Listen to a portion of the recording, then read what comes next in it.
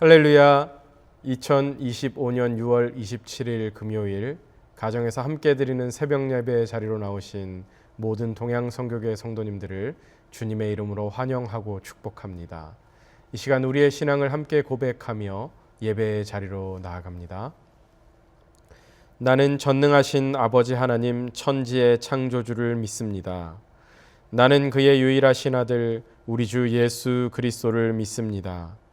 그는 성령으로 잉태되어 동정녀 마리아에게서 나시고 본디오 빌라도에게 고난을 받아 십자가에 못 박혀 죽으시고 장사된 지 사흘 만에 죽은 자 가운데서 다시 살아나셨으며 하늘에 오르시어 전능하신 아버지 하나님 우편에 앉아 계시다가 거기로부터 살아있는 자와 죽은 자를 심판하러 오십니다. 나는 성령을 믿으며 거룩한 공교회와 성도의 교제와 죄를 용서받는 것과 몸의 부활과 영생을 믿습니다. 아멘. 참 좋으신 하나님 아버지 감사합니다. 오늘도 저희들에게 호흡과 생명을 허락하여 주셔서 새로운 한날을 허락하여 주시고 이 하루의 첫 시간을 주님 앞에 올려드리며 시작할 수 있도록 인도하여 주시니 감사합니다. 하나님, 오늘도 우리 삶 가운데 펼치시는 하나님의 뜻을 온전히 헤아리는 귀하고 복된 하루의 삶 되게 하시고 오늘도 우리의 삶 가운데 오직 우리 주님만이 왕되심을 고백하는 귀하고 복된 하루의 삶 되게 하여 주옵소서. 오늘도 주님의 음성에만 귀 기울이기를 간절히 소망합니다. 이제 주님의 말씀 앞에 섭니다. 주님 친히 말씀하여 주시고 주님 말씀 속에 담긴 그 음성을 깨닫고 그 음성대로 살아가는 귀하고 복된 하루의 삶 되게 하여 주옵소서. 감사드리며 존귀하신 예수 그리스도의 이름으로 기도하옵나이다. 아멘. 오늘 우리에게 주시는 하나님의 말씀은 구약 성경 시편 81편 1절에서 16절까지의 말씀입니다. 제가 하나님의 말씀을 봉독합니다. 하나님의 말씀을 경청하십시오. 우리의 능력이 되시는 하나님을 향하여 기쁘게 노래하며 야곱의 하나님을 향하여 즐거이 소리칠지어다. 시를 읊으며 소고를 치고 아름다운 수금의 비파를 아우를지어다. 초하루와 보름과 우리의 명절에 나팔을 불지어다. 이는 이스라엘의 율례요 야곱의 하나님의 규례로다. 하나님의 애굽 땅을 치러 나가시던 때에 요셉의 족속 중에 이를 증거로 세우셨도다. 거기서 내가 알지 못하던 말씀을 들었나니 이르시되 내가 그의 어깨에서 짐을 벗기고 그의 손에서 광주리를 놓게 하였도다. 내가 고난 중에 부르짖음에 내가 너를 건졌고 우레소리의 은밀한 곳에서 내게 응답하며 무리바 물가에서 너를 시험하였도다. 내 백성이여 들으라. 내가 내게 증언하리라. 이스라엘이여 내게 듣기를 원하노라. 너희 중에 다른 신을 두지 말며 이방 신에게 절하지 말지어다. 나는 너를 애굽 땅에서 인도하여 낸 여호와 내 하나님이니 내 입을 크게 열라. 내가 채우리라 하였으나 내 백성이 내 소리를 듣지 아니하며 이스라엘이 나를 원하지 아니하였도다. 그러므로 내가 그의 마음을 완악한 대로 버려두어 그의 임의대로 행하게 하였도다. 내 백성아 내 말을 들으라. 이스라엘아 내 도를 따르라. 그리하면 내가 속히 그들의 원수를 누르고 내 손을 돌려 그들의 대적들을 치리니 여호와를 미워하는 자는 그에게 복종하는 채 할지라도 그들의 시대는 영원히 계속되리라. 또 내가 기름진 밀을 그들에게 먹이며 반석에서 나오는 꿀로 너를 만족하게 하리라 하셨도다. 아멘. 이것은 하나님의 말씀입니다. 할렐루야. 오늘도 하루의 첫 시간을 올려드리는 저와 여러분들에게 하나님의 놀라운 은혜와 사랑이 함께 하시기를 예수님의 이름으로 축복합니다. 우리가 계속해서 이 아삽의 시편을 묵상하고 있는데요. 오늘 본문이 시편 81편은 이스라엘의 절기 중에 불린 찬양 시편입니다. 이 깃딧이라는 말은 포도 수확 후에 즙을 짜며 부르던 이 민요 곡조를 말하는데 이것이 이제 이 시편 표제어에 붙어 있는 단어이죠. 이로 인해서 많은 학자들이 이 시편이 장막절, 초막절에 사용되었을 것으로 봅니다. 그러나 또 내용적으로는 이 출애굽 사건이 언급되어 있기 때문에 유월절과의 관련성도 짐작을 할 수가 있지요. 내용적으로도 시편 81편은 두 부분으로 나눠지는데요. 1절에서 4절까지는 하나님이 베푸신 그 은혜와 능력을 찬양하는 내용이고 5절에서 마지막 절 16절까지는 출애굽의 은혜를 상기시키면서 불순종을 책망하고 순종을 촉구하는 그런 교훈의 말씀이 내용으로 이루어져 있습니다. 또 이 시편 81편을 볼 때 좀 자세히 들여다보면 그 주변의 시편들과 어떤 내용에 대한 질문에 대한 답으로 구성이 되어 있는 것을 보게 되는데요. 주변에 있는 시편들 79편, 80편, 그리고 82편, 83편의 내용에 대해서 이 시편 81편이 그 내용들에 대한 답변을 하고 있는 것처럼 보입니다. 주변의 시편들의 내용을 보면 고통과 회복을 구하는 그런 간구가 중심이죠. 그런 가운데 시편 81편은 마치 하나님께서 응답하시듯 내 백성이여 들으라 하면서 말씀을 강조하십니다. 그래서 오늘 본문을 묵상하다 보면 사실 이스라엘 백성들이 하나님께 간구하는 그러한 주변의 시편들 가운데서 이제 하나님께서 이스라엘 백성들을 향해 애가 타시는 그런 마음, 그런 답변이 깊이 느껴지는 본문입니다. 그렇다면 하나님께서 왜 이렇게 간절하게 말씀을 하시는 것입니까? 부모로서 자녀들이 어떻게 해야 살 수 있는지를 너무나도 잘 아시기 때문이죠. 그게 사는 길이기 때문입니다. 그리고 그것이 바로 하나님의 역사를 경험하는 길이기 때문이지요. 시편 77편부터 계속되어 온 이 이스라엘 백성들의 아픈 역사에 대한 회고들은 결국 자녀들을 향해서 내 말을 듣고 순종하라는 아버지의 아픈 외침으로 모아지고 있는 것입니다. 마치 철없이 응석 부리면서 엉뚱하게 고집 부리고 있는 이 어린 자녀를 달래는 그 부모의 심정처럼 얘야 제발 내 말을 들어보렴. 엄마가 시키는 대로 아빠가 시키는 대로 한번 해보렴 하면서 그렇게 달래는 것이죠. 결국 우리 성도가 사는 길은 하나님 아버지의 말씀을 귀 기울여 듣고 순종하는 것밖에 없습니다. 다른 길은 없지요. 매일 아버지의 음성을 듣고 그 음성에 순종하는 것이 성도가 사는 길입니다. 여러분 근원이라는 말을 아시지요? 한자의 뜻은 원래 물줄기가 시작되는 곳을 가리키는 것입니다. 사물이 비롯되는 근본이나 원인을 말하는 것이지요. 자, 그렇다면 우리의 근원은 어디에 있습니까? 매년 여름이 되면 동네 주변 전기공사로 인해서 아파트에 어느 날에 정전이 된다고 미리 공지를 받고는 합니다. 아무래도 여름에는 전기 사용량이 많다 보니 정전이 되고 또 공사를 하는 일들이 잦아집니다. 그런데 이렇게 정전이 된다고 하면 걱정부터 앞서죠. 물론 제가 사는 동네에서 전기공사로 인해서 정전이 돼서 불편함을 느끼는 걸 또 전기회사에서 크레딧으로 줘서 어떤 달은 몇 달 동안 전기세가 웨이버 되기도 하는 그런 이점도 있기도 했습니다만 그래도 차라리 정전이 안 됐으면 좋겠다라는 생각을 했습니다.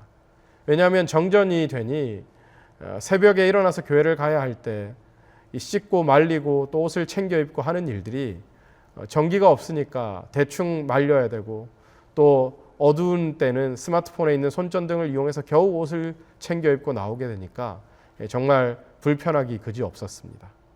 거기다가 또 무더운 여름에는 이 예정된 시간보다 정전이 오래 지속되다 보니 아침에 일어나도 후덥지근하고요.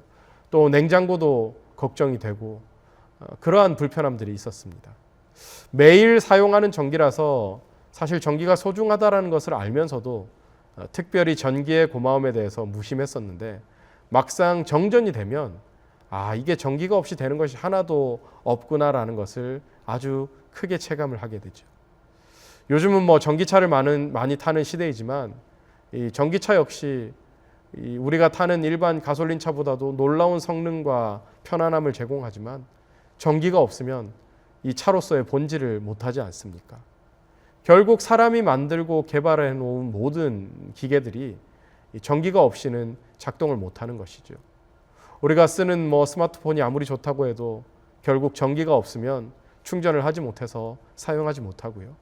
또 지금처럼 AI와 또 인터넷을 많이 사용하는 그런 세상에 그 인터넷도 AI도 전기가 없으면 모든 것이 멈춰버리고 너무나도 답답한 그런 시간들일 수밖에 없는 것이죠. 그러면서 생각을 해보니 이 전기가 과연 어디서부터 오는가를 생각해 보게 됐는데요. 평소에는 이 전기의 근원은 당연히 발전소라고 생각을 했습니다. 그런데 이런 불편함이 계속되면서 또 말씀을 묵상하면서 곰곰이 생각해 보니까 전기는 하나님에게서 오는 것이었습니다. 이 전기는 사람이 만든 발전소에서 전기를 만들어서 보내는데 그 발전소는 이미 하나님께서 만들어 놓으신 자원을 가지고 전기를 만드는 것뿐이었습니다. 하나님이 공급하고 계시는 힘을 우리가 쓸 수 있는 전기 에너지로 바꾸어 보내는 것뿐이지 사실 이 전기의 근원은 바로 하나님이었던 것입니다. 그러고 보면 이 세상은요, 자기 혼자의 힘으로 돌아가는 것은 아무것도 없다는 거예요. 어딘가로부터 오는 힘의 공급이 있어야 돌아가는 것이죠. 길가에 피어 있는 한낱 들풀도 하나님이 만드신 태양으로부터 오는 힘이 있어야 꽃을 피우는 것처럼 모든 만물은 하나님이 공급하시는 힘으로 존재하고 그 생명을 이어가는 것입니다. 그 힘이 있어야 만물이 제 기능을 할 수 있고 또 모든 것이 그 힘에서 시작되는 것이죠. 이 전기를 파워라고 말을 하죠. 그런데 사람들은 그 파워가 하나님으로부터 오는 것을 인식하지 못하고 있습니다. 우리의 몸도 우리의 인생도 하나님으로부터 오는 어떤 힘으로 존재하고 있는데 우리는 인생을 살아가면서 그것을 인식하지 못하고 살아갈 때가 많죠. 우리 몸에 이 심장이 뛰고 있는 것이 가만히 생각해 보면 참 놀라운 기적 아니지 않습니까? 사람이 만든 전기로 뛰는 것이 아닙니다. 정말 하나님의 그 창조 섭리에 의해서 신비한 흠에 의해서 평생 이것이 전자동으로 뛰고 있지 않습니까? 그러다가 그 힘이 끊기면 이제 심장도 멈추고 몸의 모든 기능도 끝이 나는 것이죠. 그래서 하나님은 나의 능력이 되시고 나의 힘의 근원이 되시는 것입니다. 그리고 우리는 그 하나님의 말씀의 능력으로 살아가는 것이고요. 그 말씀의 힘이 오늘도 우리에게 호흡을 주시고 생명을 주셔서 이 심장이 뛰는 것이고 또 우리의 눈과 코와 입, 이 손과 발 모든 기능이 살아 움직이게 되는 것이지요. 사랑하는 여러분, 그 능력의 하나님께서 오늘 이 시편을 통해서 우리에게 말씀하고 계시는 겁니다. 내 백성이여 들으라. 내가 그 어깨에서 짐을 벗기고 그 손에서 광주리를 놓게 한 하나님이다. 내가 너를 애굽 땅에서 인도하여 낸 여호와 하나님이다. 그러니 너희들의 입을 넓게 열어라. 그러면 내가 다 채워줄 것이다. 그러니 제발 내 말을 듣고 내 도를 따라가라라고 그렇게 말씀하고 계신 것입니다. 자, 그런데 오늘 본문 11절 말씀을 보면 이 백성들이 하나님의 말씀을 듣지도 않고 원하지도 않는다라고 그렇게 기록하고 있죠. 하나님의 말씀이 들리지 않는 겁니다. 귀에는 들리는데요, 그 마음에는 들리지 않는 것이죠. 혼자 살아간다고 생각하기에, 내 인생은 내가 개척해야 된다고 생각하기에, 자기 힘으로 살아간다고 생각하기에 하나님이 필요 없는 것입니다. 원하지 않는 것입니다. 하나님께서는 이 이스라엘 자손들에게 입을 크게 열면 채우신다라고 약속하셨지만 그들은 하나님을 향한 그 신뢰의 입, 감사의 입, 찬양의 입을 열기보다는 불신의 입을 열고 원망의 입을 열고 불만의 입을 더 크게 열었던 것입니다. 그래서 그 다음 구절에 이런 무서운 말씀을 하시죠. 뭐라고 말씀하십니까? 12절에 그 마음을 완악한 그대로 두어서 그냥 임의대로 행하게 내버려 두신다라는 것입니다. 여러분, 우리가 화단을 가장 빨리 망치는 방법이 무엇일까요? 그냥 내버려 두는 것이라고 합니다. 여러분이 내버려 둠을 당하는 것이 정말 무서운 큰 형벌 가운데 하나입니다. 이것이 신학 용어로 유기라고 하는데요. 하나님은 분명히 입을 넓게 열어라, 내가 채우리라고 약속하셨지만 이스라엘 백성들은 입을 닫았고 결국 하나님은 그들을 그 완악한 마음대로 내버려 두셨습니다. 이것이 바로 유기인 것이죠. 그냥 내버려 두는 겁니다. 여러분, 하나님 없어도 잘 되는 것처럼 보이는 것, 사실 그것이 가장 두려운 것이고 가장 무서운 상태입니다. 그냥 놔두시는 거예요. 구원하시지 않는 겁니다. 멸망하도록 내버려 두시는 겁니다. 가진 힘이 소멸하면 그냥 끝나도록 더 이상 힘을 공급하지 않는 것이지요. 이것이 하나님의 가장 무서운 심판입니다. 여러분, 이것을 기억하셔야 합니다. 하나님 없이도 잘 되는 것, 그건 결코 복이 아닙니다. 하나님 없이도 건강하고 돈 많이 벌고 출세하고 성공하는 것, 그건 결코 축복이 아닙니다. 내가 어떤 짓을 해도, 누가 어떤 짓을 해도, 어떤 행동을 해도 그냥 놔두는 것, 결코 좋은 것이 아닙니다. 하나님을 멀리해도 마음에 아무런 느낌이 없는 것, 정말 무서운 것입니다. 늘 우리를 부르시는 하나님, 우리가 잠시만 한눈 팔아도 그 마음에 찔림을 주시는 하나님, 아주 작은 일에도 하나님이 생각나도록 간섭하시는 하나님, 우리 인생에 이런저런 바람을 불게 하셔서 하나님을 찾도록 인도하시는 하나님, 그렇게 우리를 그냥 잠시도 내버려 두시지 않는 하나님, 그분이 우리 하나님이십니다. 그렇게 하시는 것이 그 시간들 때문에 우리가 고난이 있다 할지라도 그것이 바로 구원받은 백성들의 삶인 것이죠. 그래서 결론은 이것입니다. 우리가 하나님의 말씀을 듣고 하나님의 도를 따르는 것밖에 없어요.